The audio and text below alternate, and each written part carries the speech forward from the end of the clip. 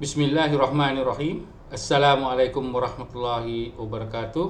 Tuan-tuan dan puan-puan, nama saya Profesor Dr. Muhammad Tajuddin Muhammad Rasdi, yang pada kali ini saya nak sentuh tentang isu yang baru-baru ini, iaitu apabila Ketua Pemuda UMNO memohon ataupun minta atau mendesak DAP minta maaf kepada UMNO.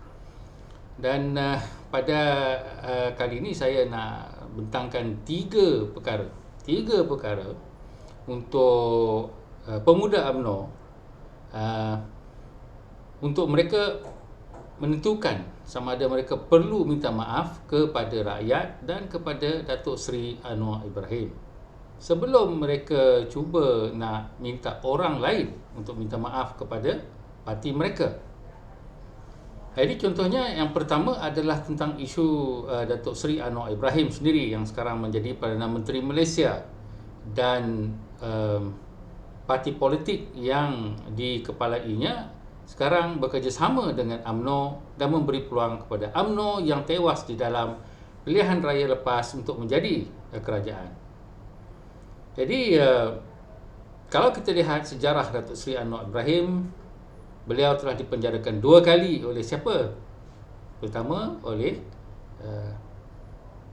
UMNO sendiri dari sudut tuduhan-tuduhan yang dilemparkan Tun Dr. Mahathir dan orang-orang UMNO yang lain, dan juga kali kedua oleh Datuk Seri Najib Tun Razak dan juga UMNO.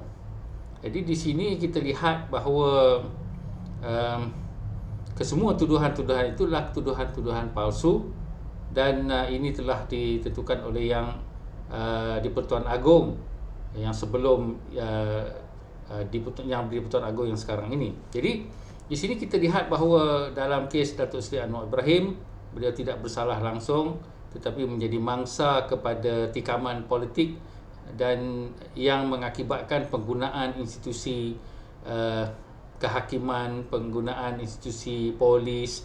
Kita tengoklah kalau mungkin Dr. Akmal yang sebut-sebut pasal minta maaf ni, dia belum ingat ataupun dia masih muda ketika Datuk Seri Anwar Ibrahim diheret masuk ke dalam penjara sampai keluarga pun tak tahu kat mana beliau berada, dan dibelasah dengan teruk oleh kaki samsing Ketua Polis Negara Rahim Noor, dan ini diselindungi oleh UMNO sendiri sehinggalah Suruhanjaya Diraja mengambil keputusan yang mana semua dah tahu bahawa Rahim Noor yang membelasah beliau.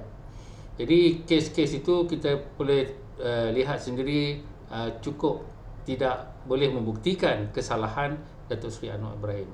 Jadi sepatutnya saya rasa Dr. Akmal ni dia perlu ambil inisiatif untuk minta maaf kepada rakyat Malaysia dan kepada Anwar Ibrahim, sebab dalam budaya Islam, kalau kita salah kepada seseorang itu kita kena minta maaf, dan kalau dia tak maafkan kita, maka di akhirat nanti akan berhutang, dan banyak akan kebaikan-kebaikan kita dalam dunia ni akan berpindah akaun kepada orang yang dimangsakan. Jadi sebelum Dr. Akmal dan pemuda-pemuda UMNO mendesak DAP minta maaf, saya mohon cerminkan diri dulu untuk minta maaf kepada Datuk Seri Anwar Ibrahim dan rakyat Malaysia sendiri yang merasai kekecewaan dan juga banyak kesusahan ketika itu. Yang pertama. Yang kedua, Dr. Akmal dan juga pemuda UMNO perlu minta maaf kepada kes-kes rasuah. Rasuah yang mengakibatkan ekonomi seperti 1MDB, rasuah yang mengakibatkan LCS iaitu keselamatan dalam negeri. Kita dengar juga rasuah tentang kapal selam, dan juga banyak lagi di mana kaki tangan awam serta orang-orang UMNO sendiri, seperti seorang bekas Perdana Menteri yang ada di Kajang ni yang terlibat di dalam kes 1MDB. Kalau nak kata Datuk Seri Najib ni dianiaya, saya tak tahulah. sebab Datuk Seri Anwar Ibrahim dihegit, dipenjara, tak lepas-lepas langsung. Padahal Datuk Seri Najib boleh lagi makan dekat gerai, ambil selfie, keluar sana keluar sini, cuma tak boleh keluar negara, sampai 4 tahun masih lagi di luar, dan kemudian barulah nak masuk penjara. Jadi di sini kita minta UMNO cerminkan diri bahawa mereka juga telah banyak kesalahan kepada rakyat. Yang ketiganya, kita juga tengok bahawa UMNO melalui orang-orang seperti Bong Mokhtar, seperti Tajuddin Abdul Rahman yang mempunyai mulut yang celupa, dan banyak lagi yang mulut celupa yang saya nampak, yang mana mereka kadang-kadang menghina rakyat Malaysia, seperti menggunakan perkataan pendatang, penumpang, yang mana menyedihkan dan menyusahkan hati ramai rakyat Malaysia.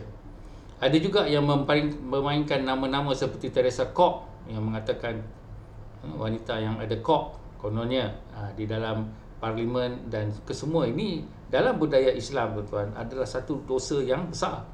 Di dalam kitab Ihya Ulumuddin disebutkan bahawa ini adalah bencana lisan. Bencana lisan, tuan-tuan, boleh membawa kita ke neraka. Walaupun kita beribadat, puasa, sembahyang, pergi haji, semua tu akan termusnah kalau kita tak menjaga bencana lisan, membohong, menipu, memfitnah. Kalaupun kita tak buat benda-benda tu, tetapi kita membawa-bawanya, sebab kita terbawa-bawa dengan kononnya kita ni mempertahankan Islam, dengan cara menghina orang bukan Islam, membawa-bawa fakta yang tak tentu fakta, atau cerita yang belum tentu lagi kebenaran. Jadi semua ni adalah dosa. Jadi ramai yang seolah-olahnya rasa macam dosa ni dosa kecil atau tak dosa langsung, sebab kita membuatnya kepada orang bukan Islam. Jadi sebelum pemuda UMNO minta DAP mohon maaf, maka harus cerminkan dulu.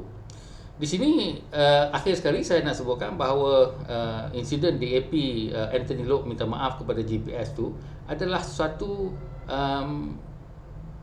perbuatan yang dibuat untuk menyatu padukan kerajaan perpaduan.